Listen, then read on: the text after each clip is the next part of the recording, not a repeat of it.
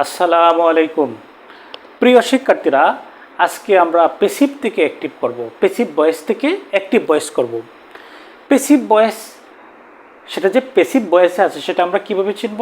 Passive voice থাকতে হলে একটি অক্সিলিয়ারি ভার্ব থাকবে এবং এরপর মেইন ভার্বের পাস্ট পার্টিসিপল থাকবে, এরপর by, he, by, with, in, at, এগুলো কোনো একটা প্রিপোজিশন থাকবে। আচ্ছা, এখন আমরা প্যাসিভ থেকে অ্যাক্টিভ করার জন্য প্রথম যে কাজটা করতে হবে, প্রথম কাজটা হচ্ছে অবজেক্টকে সাবজেক্ট করতে হবে। অবজেক্টকে সাবজেক্ট করতে হবে।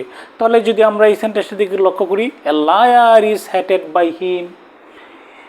এ লায়ার হচ্ছে এই সেন্টেন্সের সাবজেক্ট, ইজ হচ্ছে অক্সিলিয়ারি ভার্ব, হেটেড মেইন ভার্বের পাস্ট পার্টিসিপল, বাই হচ্ছে প্রিপোজিশন, হিমটা অবজেক্ট। এই অবজেক্টটাকে সাবজেক্ট করতে হবে।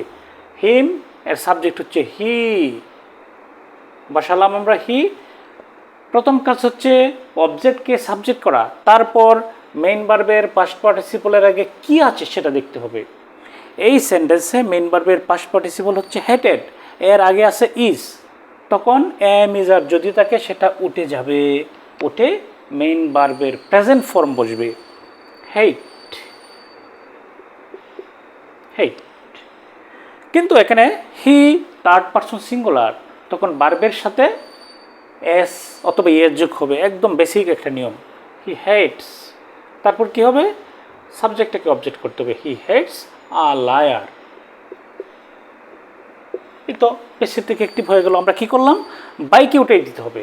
বাইকে উঠিয়ে দিলাম, প্রথমেই যে অবজেক্ট ছিল সেটাকে সাবজেক্ট করলাম, তারপর মেইন ভার্বের পাস্ট পার্টিসিপল এর আগে কি আছে সেটা লক্ষ্য করতে হবে। যদি ইজ থাকে, এম ইজ আর যদি থাকে, এম ইজ আর উঠে যাবে এবং সাবজেক্টের পর মেইন ভার্বের প্রেজেন্ট ফর্ম বসবে, বসালাম হেইট।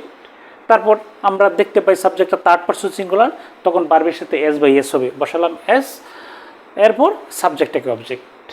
এই হয়ে গেল অ্যাক্টিভ থেকে প্যাসিভ থেকে অ্যাক্টিভের প্রথম সহজ নিয়মটি। 2 নম্বর সেন্টেন্সটি, এটাও প্যাসিভে আছে যেহেতু বাই আছে, এটাকেও অ্যাক্টিভে যদি করি, অ্যাক্টিভে ট্রান্সফর্ম করি আমরা, তাহলে কি হবে? বাইয়ের পরে যে অবজেক্ট আছে সেটাকে সাবজেক্ট করতে হবে, মি এর সাবজেক্ট হচ্ছে আই। তারপর আমরা দেখব মেইন ভার্বের পাস্ট পার্টিসিপলটা কি, হেল্পড, এর আগে কি আছে সেটা দেখব।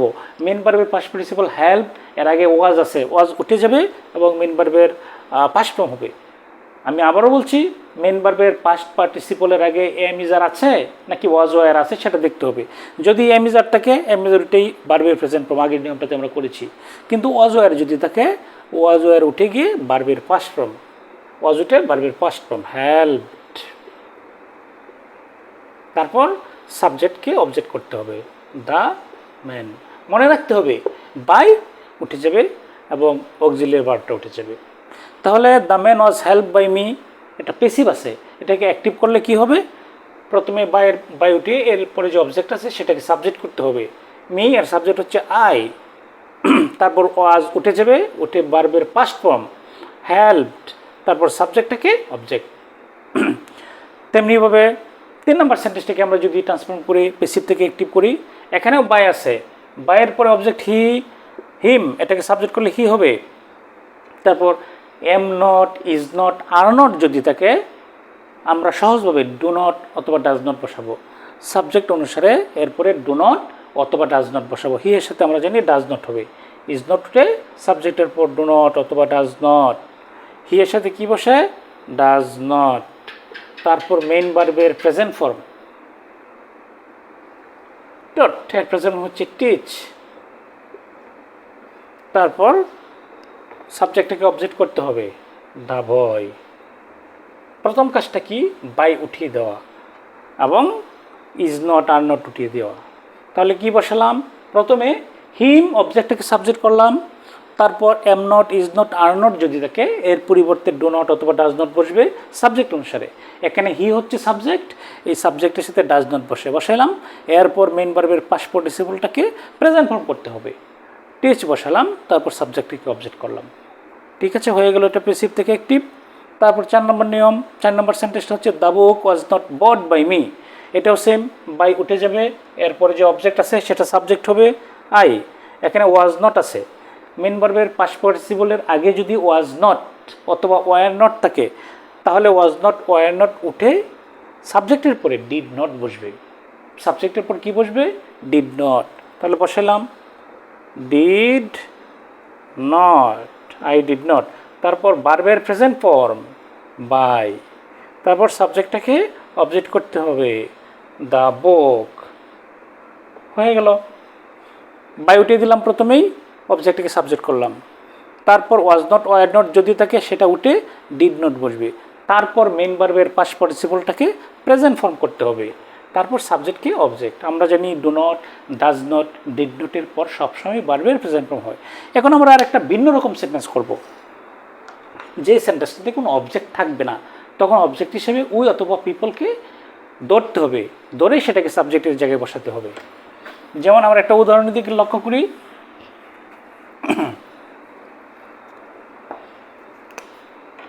হি is called a friend of humanity. তাকে বলা হয় মানবতার বন্ধু। এটা প্যাসিভ সেন্টেন্সে আছে, এটাকে আমরা অ্যাক্টিভ করব। আমরা যদি লক্ষ্য করি সেন্টেন্সটিতে কোনো বাই নাই, উইথ নাই, এরকম কোনো প্রিপোজিশন নাই যেটার পরে অবজেক্ট থাকে, তখন আমরা অবজেক্ট হিসাবে যে সাবজেক্ট করি তখন আমরা ধরে নিব উই অথবা পিপল। কোনো কোনো যে সময় দ্য অথরিটি হতে পারে, দ্য গভর্নমেন্ট হতে পারে, কোনো সময় সেন্টেন্স সাবজেক্টের ভার্ব অনুসারে সায়েন্টিস্ট হতে পারে। আচ্ছা ঠিক আছে, এখানে he is called a friend of humanity, তাকে বলা হয় মানবতার বন্ধু। কে বলে? লোকজন বলে, আমরা বলি। তাহলে যেহেতু বাই নাই, ধরে নিই প্রথমে উই অথবা পিপলকে সাবজেক্ট হিসেবে ধরতে হবে, উই অথবা পিপল। আমরা পিপল লিখলাম। তারপর ভার্বের পাস্ট পার্টিসিপল যে আছে সে এটার আগে কি আছে দেখব।